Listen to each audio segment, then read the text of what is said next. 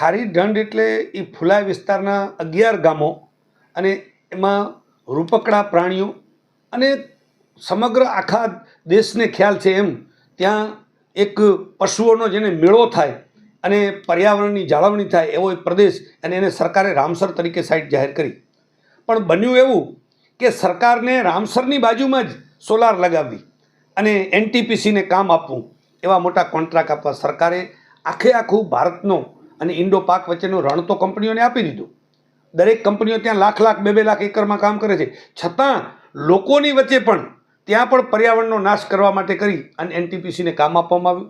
11 ગામના લોકો ત્યાં લડત ચલાવી રહ્યા છે, પણ છતાં સરકારના પેટનું પાણી હલતું નથી. નહીં તો ગવર્મેન્ટે એન્વાયરમેન્ટના નામે, પર્યાવરણ બચાવવાના નામે, લોકોની શાંતિ ડહોળવાના નામે પણ સરકાર તાત્કાલિક અસરથી એ કામ બંધ કરાવી શકે છે.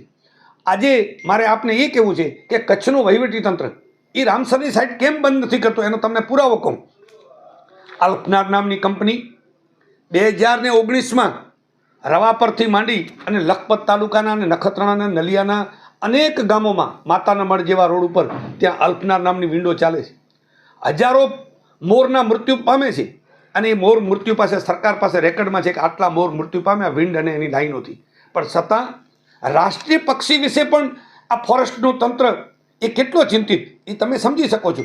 અત્યારે વહીવટી તંત્ર કંપનીઓ બાનમાં લઈ લીધું છે અને વહીવટી તંત્રની કંપનીઓ સાથે બીજેપીના મોટા હોદ્દેદારો સાંઠગાંઠ કરી અને કામ કરતા હોય તો લોકો એને કેમ અટકાવી શકે?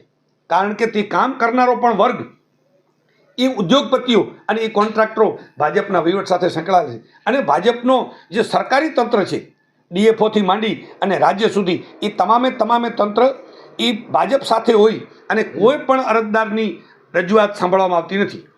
મારે આપના માધ્યમથી એ કહેવું છે કે કચ્છ જિલ્લામાં અલ્પનાર જેવી કંપનીઓ જેના 400 વિન્ડ હોય અને સરકારના રિફ્લેક્ટર એની લાઈનોને ઉપર પ્લાસ્ટિક કોટેડ કરવાની એક પણ શરતનું પાલન ન કરતી હોય તો ગુજરાતનું ફોરેસ્ટ તંત્ર કરી શું રહ્યું છે? એના આરઓડબલ્યુ હોય, એણે પંચાયતના વેરા ના ભર્યા હોય, એણે ખનીજની ચોરી કરી હોય, એને રોડ રસ્તા ખોટી જગ્યાએ બનાવ્યા હોય, એણે સેન્ચુરીમાં પ્રવેશ કર્યો હોય કે રિઝર્વ ફોરેસ્ટમાં પ્રવેશ કર્યો હોય, એની દંડ કરવાની, એ કંપનીઓને રદ કરવાની, એની વિન્ડોને સ્થગિત કરવાની જવાબદારી પણ ફોરેસ્ટ તંત્ર પાસે હોય છે. પણ ગુજરાતનું તંત્ર એટલું માયકાંગલું બની ગયું છે કે આજે કચ્છની અંદર કંપનીઓ સામે એક હર્ફ પણ વહીવટ ઉચ્ચારવા તૈયાર નથી.